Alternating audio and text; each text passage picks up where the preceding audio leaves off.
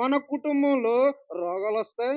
మన కుటుంబంలో అనారోగ్యాలొస్తాయి. మన కుటుంబంలో రోగాలు, అనారోగ్యాలు వచ్చినప్పుడు మనం ఏం చేయాలంటే ముందుగా దేవునికి తెలియజేయాలి. మార్తా, మరియలు ఏం చేశారంటే రోగం వచ్చిందని కన్నీటితో కుమిలిపోలా.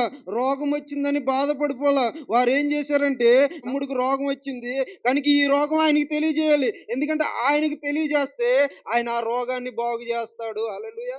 ఎంత గొప్ప విశ్వాసమో తెలుసా? మన కుటుంబంలో ఎవరికైనా అనారోగ్యం వచ్చినా, బలహీనులుగా ఉన్నా, ఏదైనా నష్టం కలిగినా, ఆర్థికంగా నలిగిపోతా ఉన్నా, అటువంటి సమయంలో ఆ విషయాన్ని దేవుని దృష్టికి తీసుకువెళ్ళాలి. దేవుని దృష్టికి తీసుకువెళ్ళి దేవునికి తెలియజేయాలి. అంటే దేవుడు తప్ప నా జీవితంలో నాకెవరు లేరు అని అనుకునే ప్రతి ఒక్కరు చేసే మొట్టమొదటి పనేంటో తెలుసా? ఆరు కుటుంబంలో వచ్చే సమస్యలైన, ఇబ్బందులైన, ఇరుకులైన, బాధలైన, నష్టాలైన దేవునికి తెలియజేస్తారు. హల్లెలూయా! ఇప్పుడు వీరికి తల్లిదండ్రులు లేరు. ఇప్పుడు తల్లైనా, తండ్రైనా యేసు ప్రభువే. ఇప్పుడు బంధువైనా ఎవరైనా యేసు ప్రభువే. మా జీవితానికి, ఈ చిన్న కుటుంబానికి ఆయనే దేవుడు, ఆయనే కర్త, ఆయనే తండ్రి. కాబట్టి మేము రోగంలో ఉన్నాం, బాధలో ఉన్నాం. దీన్ని ఆయనకు తెలియజేయాలి అనే ఉద్దేశంతో ఆ రోగం వచ్చిన మాటని వాడిని వీడిని బతిమాలి యేసు ప్రభు యొద్దకు పంపించి, అయ్యా నీవు ప్రేమించిన లాజరు రోగి అయి ఉన్నాడు. ఎంత అద్భుతం! మన మన జీవితంలో ఇటువంటి ఆలోచనలు రావు. ఏదైనా రోగం వస్తే పరిగెత్తుకుంటూ వెళ్ళిపోతాను. నేను అంటాను, నా జీవితంలో ఏదైనా బలహీనతగా ఉంటే, నా జీవితంలో ఏదైనా రోగం ఉంటే ముందు దేవుని సన్నిధిలో మోకరిస్తా. దేవుని సన్నిధిలో మోకరించి కొద్ది సమయం దేవుని సన్నిధిలో ప్రార్థించి, నాయనా నాకు నీవే దిక్కు, నాకు నీవే ఆరోగ్యం ఇవ్వగలవు. నా ఆరోగ్యం కొరకు నీవు కల్వరి శిలువలో గాయపరచబడ్డావు. నీ రెక్కల కింద ఆరోగ్యం కలదని లేఖనం చెబుతుంది. స్వస్థపరచువాడు నేనే అని నువ్వు చెబుతా ఉన్నావు. ఇదిగో నాకు స్వస్థత ఇవ్వని దేవుని సన్నిధిలో ప్రార్థించిన తరువాత నేను ఆసుపత్రికి వెళ్తాను. కొంతమందికి దేవుడు గుర్తురాడు. ఏదైనా రోగం వచ్చినా, ఏదైనా బాధ వచ్చినా, ఏదైనా ఇబ్బంది వచ్చినా, ఆర్థికంగా నష్టపోయినా అటువంటి సమయంలో ఎవరెవరో గుర్తొస్తారు గానీ దేవుడు గుర్తురారు. దేవుడు గుర్తు రావాలంటే మనం యెహోషువలా ఉండాలి. నేనును నా ఇంటి వారు మాత్రం యెహోవాని సేవిస్తాం. ఎవరెట్టిపోని అనవసరం. నేను నా ఇంటి వారు దేవుణ్ణి మాత్రమే సేవిస్తాం. నేనును నా ఇంటి వారు దేవుణ్ణి సేవిస్తున్నామని చెప్పే ప్రతి వాడు ఏం చేస్తాడంటే దేవుని కృప కొరకు కనిపెట్టుకుంటాడు. దేవుని స్వస్థత కొరకు కనిపెట్టుకుంటాడు. దేవుని కొరకు ఎదురు చూస్తాడు. ఒక తల్లి లేదు, చెప్పే తల్లి లేదు, చెప్పే తండ్రి లేదు. ముగ్గురు పిల్లలే, ముగ్గురు యవనస్తులే. వారికి అంతంత మాత్రం జ్ఞానం ఉంటది. అంతంత మాత్రం ఆలోచనలు ఉంటాయి. అంతంత జ్ఞానంలోను అంతంత మాత్రపు ఆలోచనలో వారు యేసు ప్రభుని తెలుసుకున్నారు. నేనేమంటానంటే ఈరోజు యవ్వన దంపతులు యేసు ప్రభుని తెలుసుకోవాలి. ఈరోజు వాళ్ళు తెలుసుకోవడంలా. ఎవరు తెలుసుకున్నారో తెలుసా? జీవితం అంతా అయిపోయి, ఎంటుకలన్నీ తెల్లగా అయిపోయి, అర్థమైందా? శరీరం అంతా ముడత పడిపోయి, ఇక నడవనా వద్దా బలం లేకుండా అన్నీ ఊడిపోయిన తర్వాత, అన్నీ పాడైపోయిన తర్వాత అప్పుడు తెలుసుకుంటున్నారు దేవుణ్ణి. అది కాదు. దేవునికి యవనస్తులు కుటుంబం కావాలి. అప్పుడే వివాహమైన జంటలు దేవునికి కావాలి. ఎందుకంటే ఆ జంటల మధ్యలో లోటుపాట్లు ఎన్నో వస్తాయి. వివాహం జరగక ముందే ఏమైపోయింది? రసమైపోయింది. వివాహం ఇంకా పూర్తవలా. వివాహానికి అన్నీ సమకూర్చి ఒక కొత్త జంటని ఏర్పాటు చేసి వివాహానికి ఏర్పాటు చేసే ముందే అయిపోయింది. ఏంటి? వివాహం మొదలు పెట్టడానికి ముందుగానే ఇద్దరి జంటల్ని ఏకం చేసే ముందే వారి కుటుంబంలో సమస్యలు మొదలవుతాయి.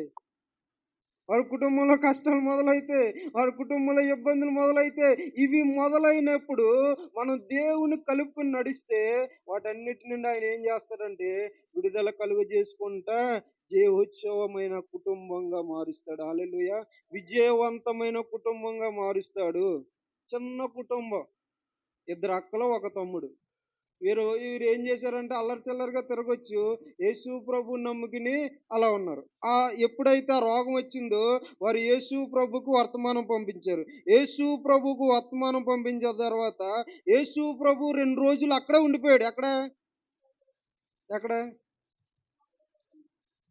ఆయన ఏ చోటైతే ఉండిపోయాడో ఆ చోటే 2 దినాలు ఉండిపోయాడు. అక్కడ ఉండిపోయిన తర్వాత ఈ 2 దినాల్లో ఏం జరిగిందంటే లాజరు చచ్చిపోయాడు. ఎవరు చచ్చిపోయారు? ఇప్పుడు యేసు ప్రభు బాగు చేస్తాడని వర్తమానం పంపించారు. పంపించిన తర్వాత ఆయన రాలా. 2 దినాలు అక్కడే ఉండిపోయాడు. ఆ 2 దినాలు అయిపోయిన తర్వాత తీరా చూస్తే లాజరు చచ్చిపోయాడు. అన్ని కార్యక్రమాలు భూస్థాపన కార్యక్రమాలన్నీ అయిపోయి అతన్ని తీసుకెళ్ళి ఒక గృహలో పెట్టేశారు. ఇక వీళ్ళు ఏడుస్తా కూర్చున్నారు. సమాధానం వచ్చిందా? రాలేదా? వచ్చిందా? రాలేదా? ఎక్కడొచ్చింది? సమాధానం వస్తే లాజరు బతికుండాలి కదా! ఎందుకు చచ్చిపోయి సమాధిలోకెళ్ళాడు? అంటే కొన్నిసార్లు మనం చేసే ప్రార్థనలు మీరు జాగ్రత్తగా వినాలి. కొన్నిసార్లు మనం చేసే ప్రార్థనలకి ఆలస్యం అవుతుంది. కొన్నిసార్లు మనం చేసే ప్రార్థనలు నెరవేరవు. అలాంటప్పుడు మనం ఏం చేస్తామంటే కుంగిపోతాం, కుసించిపోతాం. అర్థమైందా? దేవుడు 2 రోజులెందుకు ఆలస్యం చేశాడంటే అతనికొచ్చిన రోగం అతడు చనిపోవడానికి కాదు. దేనికి?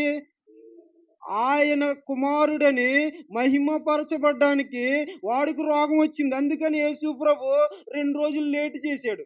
2 రోజులు అక్కడే ఉండిపోయాడు. అంటే మన జీవితంలో మనం చేసే ప్రార్థనకి ఆలస్యం అవుతుందంటే దానికి కారణం దేవుని కార్యం ఏదో జరగబోతుందని అర్థం. హల్లెలూయా! దేవునికేదో మహిమ జరగబోతుందని అర్థం. అది మనం గుర్తించుకోవాలి.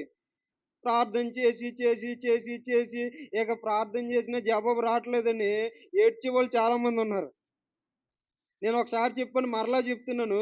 మీరు ఒక మొక్క నాటారనుకో, మొక్క నాటిన తర్వాత ఒక బిందె నీళ్లు పోసి, మరొక బిందె నీళ్లు పోసి, అలా వరసనే ఒక 50 బిందెలు నీళ్లు పోస్తే మొక్క ఒక్కసారి పెద్దగా అయిపోయి పెద్ద పెద్ద ఫలాలిచ్చేస్తదా? చచ్చిపోద్ది.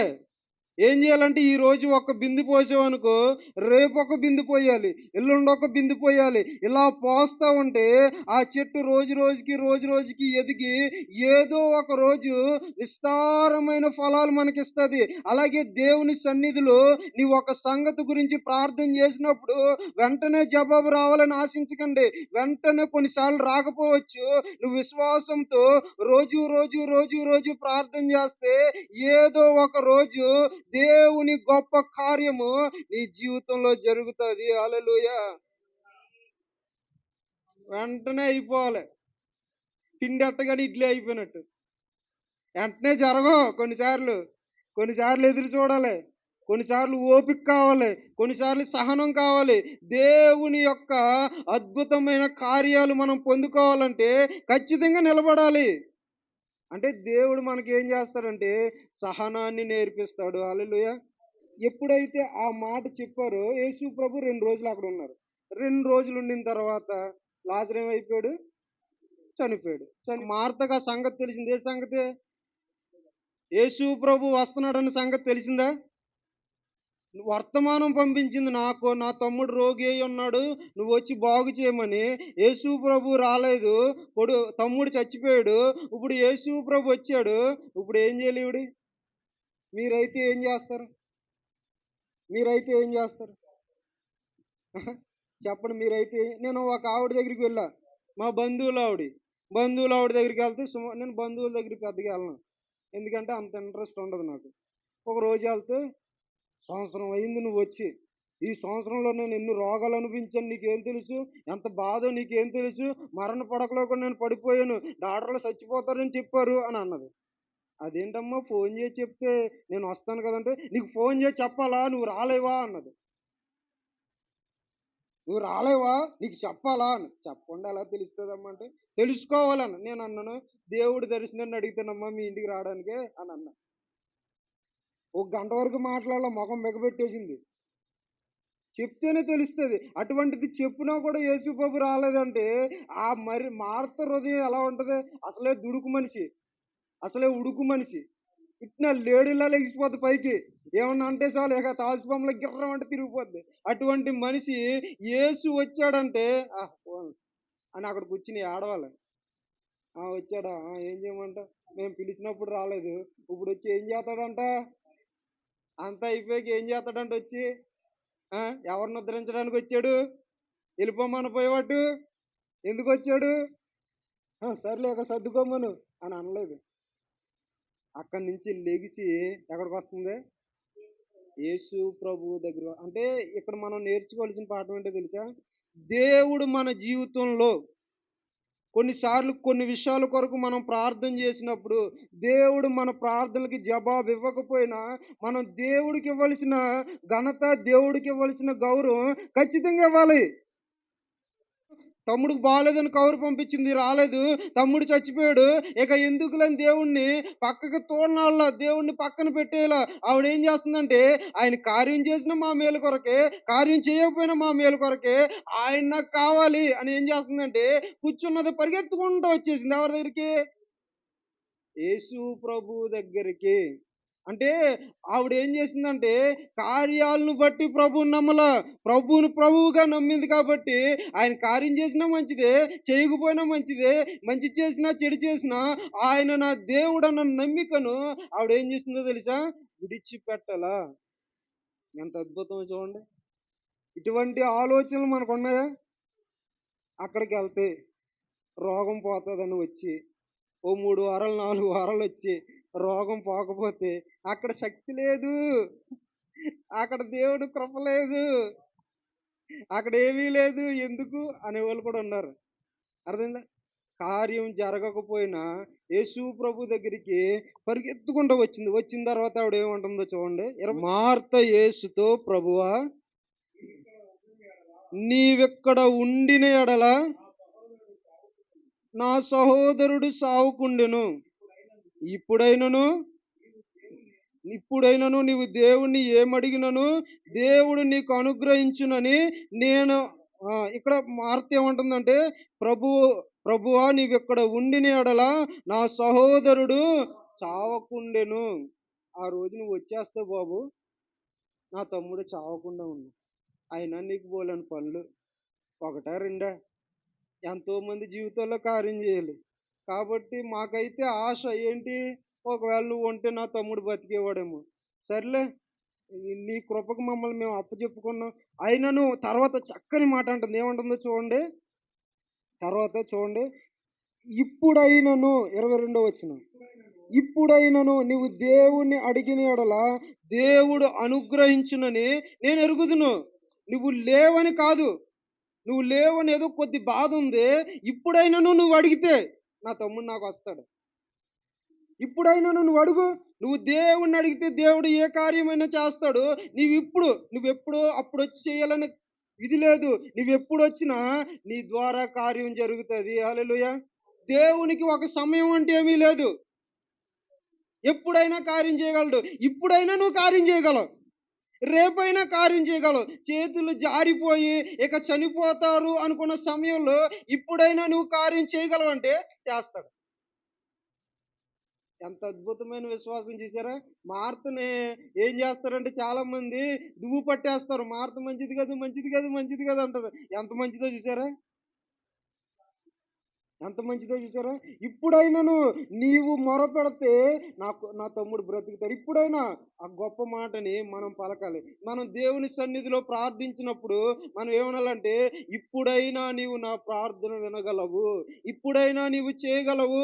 ఇప్పుడైనా అద్భుతం చేయగలవు. ఇప్పుడైనా ఏదైనా చేయగలవు అన్న ప్రార్థన దేవుని సన్నిధిలో చేయాలి. ఆ రోజు నువ్వు 2 రోజుల క్రితం వచ్చావనుకో, అప్పుడు నా తమ్ముడు బతికేవాడు. అప్పుడు కాదు, ఇప్పుడు గూడా బతుకుతాడు.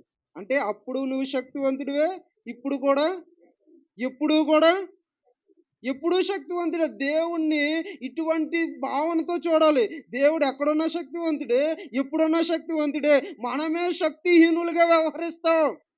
దేవుడు ఇప్పుడు కార్యం చేయడనేమో, దేవుడు ఇప్పుడు చేయలేడేమో అని మనం అనుకుంటాం. దేవుడు ఎప్పుడైనా చేయగలడు. ఆ విశ్వాసం మనలో ఉండాలి. నువ్వు కార్యం చేయగల దేవుడివి. నేను రోగంలో ఉన్నాను. డాక్టర్ గారు చెప్పేసారు ఇక నీ జీవితం అయిపోయిందని అనుకున్న సమయంలో, నాయనా నీవిప్పుడైనా కార్యం చేయగలవు. అద్భుతమైన కార్యం చేస్తాడు. హల్లెలూయా!